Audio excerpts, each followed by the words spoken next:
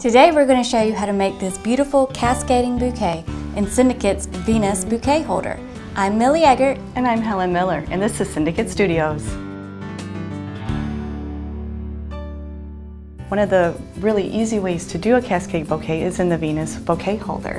And I'd love to show you how to do one. Yeah, I'd love it.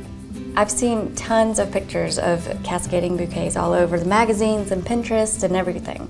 So the first thing you want to do is soak your aqua foam.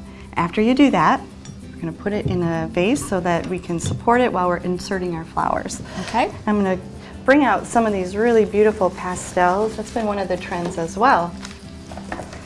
And roses, what else says wedding but roses? And we're going to do these soft, powdery shades that are so popular right now in all the bridesmaids' dresses. And it does look very bridal.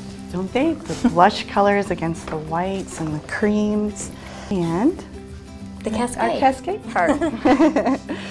All right, so we're going to start with this white mist plumosa. Isn't that gorgeous? And we're going to get the length established first on our cascade. It's so delicate. I love this.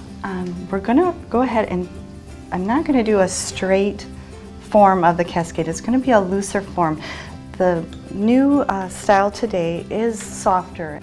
So now that we have all the greenery in, or at least a basing, we've established our perimeters, and we have the width of our arrangement, our bouquet, and the length established. We're going to go back and add some flowers. Okay. And I'm going to start with a hydrangea base.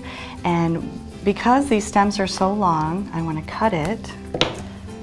And sometimes the hydrangea will wilt down quite easily, so I'm going to bundle all of those together and take a wood pick, lay it alongside the stem, and then take the wire and attach the hydrangea stem to the wood pick.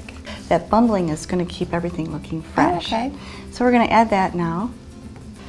The other thing I want to point out, when you're using a bouquet holder, it's really important not to insert and then take out and reinsert. You're going to tear your foam up. So make sure when you put your placements in that you're making them count. We're going to go ahead and add our tulips, and because of the great long flowing stems, we're going to use those for our length. Ooh, perfect. They're so pretty. I'm impressed that you can do this upright. So when you take it out, it'll look right. It will look great. The wonderful thing about using tulips is when the bride walks, the bouquet will have movement. It's going to move with the bride when she walks. It'll be really pretty. Now, I don't know if you knew this, but the Pantone color of the year is called Radiant Orchid. I did know that. And it's great for bridal work. It's not quite this color, but very close. This beautiful heather, we're going to add that to it to pull that color in because it is so popular with brides right now. Yeah, I think that's perfect. And I'm just stripping the stem of any foliage and floral because, again, it will tear my aqua foam up, and I want to make sure that everything is going to stay in place for my bride. Ooh, I love adding color to this. Isn't that pretty? All right, so now I see you've been adding some calla lilies, and they're so bendy and soft. So how do you get them to stick into the foam? That's a really good point, Millie.